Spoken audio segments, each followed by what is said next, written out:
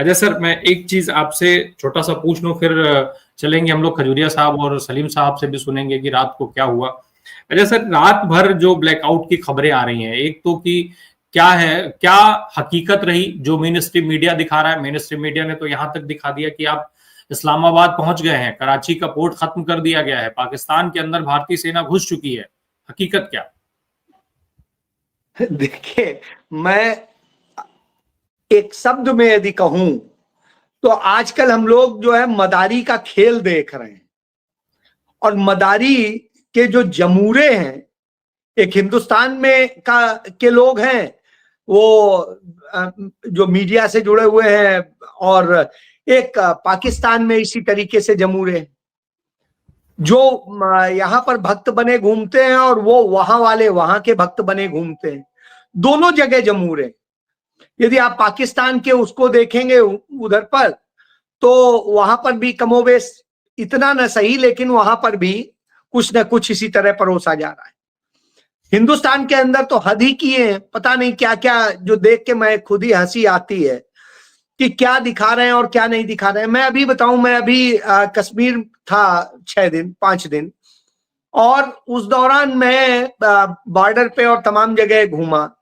इकबाल साहब थे, स्कूल के टीचर थे, उनसे मुलाकात हुई और उन्होंने मुझे बड़ी सारी चीजें दिखाई, बताई, बड़ा सारा नॉलेज उनसे मिला। आपको बताएं कि जो पाकिस्तान ने गोलीबारी करी उसमें वो डेथ हो गई। और यहां स्थिति ये कि ये जो गोदी मीडिया है, जो मदारी और जमूरे वाला खेल चल रहा है, उसमें उन्हें वो दिखाता है कि बहुत बड़ा आतंकी सरगना मार दिया गया और न जाने क्या कर दिया गया। फिर कहिए, पुंछ की पुलिस को मैं धन्यवाद करता हूं कि उसने टाइमली ट्वीट करके बताया कि अरे तो बड़े संभ्रांत व्यक्ति हैं, अच्छे व्यक्ति हैं, इनको इस तरीके से बदनाम नहीं करना चाहिए और इस पर एक्शन हो, लीगल एक्शन लेंगे। तो मैं ये बताऊं, उसके बावजूद ये माफी नहीं मांग रहे। एक बार भी इन्होंने दर्शकों को नहीं बताया कि हमने आपको गलत दिखाया था। इसी तरीके से जो पाकिस्तान की खबरें दिखाना है, तमाम सारी चीजें, जो मैं पाकिस्तान के जो पत्रकार मित्र हैं उनके साथ बात की, तो उससे पता चला कि 90% तो झूठी खबरें चल रही। आखिर क्यों कर रहे हैं? आप जब ये सवाल करते हैं अजय सर, तो अजय सर, जी, अजय सर, एक मिनट रुकूंगा। एक ये जो एडवाइजरी जारी की गई है मीडिया को लेकर के, उसके साथ एक बड़ी खबर यार है कि द वायर का पोर्टल ब्लॉक कर दिया गया है। द वायर को ब्लॉक कर दिया गया है। अभी यूट्यूब चल रहा है उनका, लेकिन पोर्टल जो खबरें ब्रेक करते थे, खबरें देते थे, वो उसको बंद कर दिया गया है। ये अभी एडवाइजरी जारी की गई और साथ में लगे हाथ इसको बंद भी करने का काम कर दिया सरकार ने। ये चीजें हैं। मेन स्ट्रीम मीडिया जो इस्लामाबाद में घुसने की खबर दे रहा है, वो चैनल प्रॉपर रूप से चल रहा है, उस पर कोई कार्रवाई नहीं है। वो चैनल जो कह रहा है कि भारतीय सेना पाकिस्तान के अंदर घुस गई, उस पर कोई कार्रवाई नहीं है। वो चैनल जो कह रहा है कि मतलब अलग अलग तरीके से लगातार जिस तरीके की खबरें दिखाई गई, बताई गई, वो सारे चैनल प्रॉपर चल रहे हैं, जिन पर पाकिस्तान के पैनलिस्टों को बैठा करके भारत को गाली दिलवाई जा रही है, वो चैनल चल रहे हैं। लेकिन द वायर बंद कर दिया गया। जी अजय सर, मैं यही तो कह रहा हूं कि जो सच बोलेगा वो आज अपराधी है, और जो झूठ बोलेगा, झूठ फैलाएगा, वो आज बहुत अच्छा है, बड़ा महान है। मैं अभी इत्तेफाक से चंडीगढ़ में हमारे जो फैमिली डॉक्टर हैं उनके घर में गया था, और घर पे उनसे बात हो रही थी, तो वो जिस तरह का मुझे बताने लगे, मैं तो खुद आश्चर्यचकित था, चूंकि मैं तो वो गोदी मीडिया के अब चैनल देखता नहीं हूं, खोलता भी नहीं। तो जब वो बताने लगे तो मैंने उन्हें तमाम सारे डॉक्यूमेंट्री और तमाम सच दिखाए। उन्होंने कहा है ऐसा है? मैंने कहा 3 राफेल मार गिराए उन्होंने, इस पे कोई सवाल क्यों नहीं कर रहे हैं? तो साहब उस पे नहीं कहेंगे। मैंने उन्हें भटिंडा का दिखाया, मैंने कहा एक मेरे पर्सनल नॉलेज में है, बाकी 2 मुझे अदर सोर्सेस से पता है। तो अब आप एक बात बताइए, आपने तो बड़ी प्रशंसा करके जो 526 करोड़ का मिल रहा था राफेल, वो 1670 करोड़ रुपए का खरीद के बड़े बखान किए थे। देश का यही मीडिया कैसे राफेल ये कर देगा, राफेल वो कर देगा, चीन डर गया, ये डर गया। और अब क्या हुआ? अब एक भी छू नहीं है किसी से।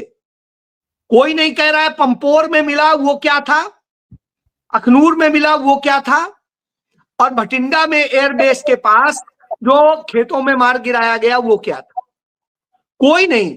अच्छा, मैं मीडिया की स्थिति देख रहा हूं, सबको पता है, वहां उसमें लिखा हुआ भी है, उसके जो मलबा है उस पे नाम भी लिखा हुआ है उसका, बावजूद इसके देखिए किस तरह की खबर छापते हैं। भटिंडा में प्लेन क्रैश, 2 की मौत, जांच में जुटी एजेंसियां। ये देखिए इंडियन एक्सप्रेस क्या लिखता है, unidentified aircraft crash in village near Bathinda air force base. भैया रात को 2 बजे कोई ऐरा गहरा तो नहीं होगा। ये देखिए दैनिक भास्कर, पंपोर में स्कूल की छत पर गिरा लोहे का ढांचा, धमाके। मतलब ये भी नहीं लिख पा रहे हैं कि भैया वो विमान का अलग दिखाई दे रहा है, वो आप दिखाइए ना, ये मोहर भी उसकी लगी है, ये दिखाइए ना, क्यों नहीं दिखा रहे। यह दशा है, जिस मीडिया की यह दशा हो उससे आप क्या उम्मीद करेंगे। कोई भी कहानी गढ़ी जा रही, कुछ भी। मैं आपको छोटा सा और कह के खत्म करूंगा, क्योंकि चंडीगढ़ में हूं। जो टारगेट बताया गया, सरकार ने बताया, डिफेंस ने बताया कि जो 15 जगहें निशाने पर थी अमेरिका के मिसाइल की, उनमें चंडीगढ़ भी।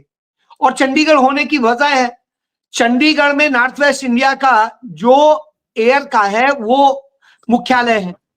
इसके अलावा सेना का जो पश्चिमी कमान का मुख्यालय है वो भी पंचकुला में है। और इसके साथ साथ आसपास तमाम सारे सेंटर। यदि आप याद करिए, जब पहला राफेल आया था तो अंबाला में ही उतरा था। तो इस स्थिति में आप समझ सकते हैं ये सारा इलाका बहुत सेंसिटिव है। और जब इतना सेंसिटिव हो, ऑपरेशनल हो, तो यहां रात को जब ब्लैकआउट करके तमाम ड्रामे किए गए, सुबह 4 बजे तक ब्लैकआउट चला। उसके बाद में आज दिन में कई बार सायरन बज चुका है।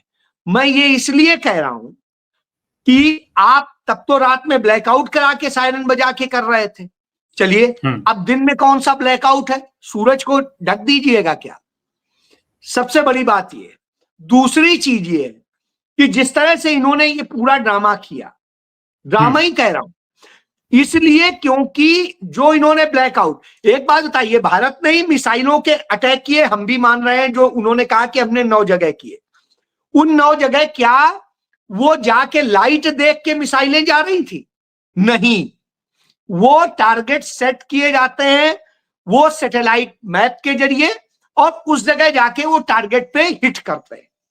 साहब ये तो 70 के दशक का मामला है, जब कहीं इंटरनेट नहीं होता था, कहीं और ये चीजें नहीं होती थी, सारी चीजें वो थी। आज तो सब गूगल मैप पे आप देख लीजिए, छोड़िए बड़े लोगों के सैटेलाइट पे मत जाइए, गूगल मैप पे देख लीजिए, तमाम उसका पेड वर्जन ले लीजिए तो आपको लाइव मिल जाएगा। अजय सर, एक चीज बताएं जरा, चूंकि इस मामले में आपको विस्तृत अनुभव है, जैसे अगर हम रणनीतिक रूप से देखें तो क्या देश के लोगों को मानसिक रूप से एक संदेश देने के पर्पज से भी तो ये ब्लैकआउट का इस्तेमाल किया जा सकता है, ब्लैकआउट कराया जा सकता है कि हाँ भाई देश के लोगों को एटलीस्ट मानसिक रूप से ये रहे कि भाई ठीक है, हालात ऐसे हैं, कभी इमरजेंसी की जरूरत पड़ सकती है, तो वो तैयारियों के राम मैं यही कह रहा हूं, ये समझने, ये सही चीज है।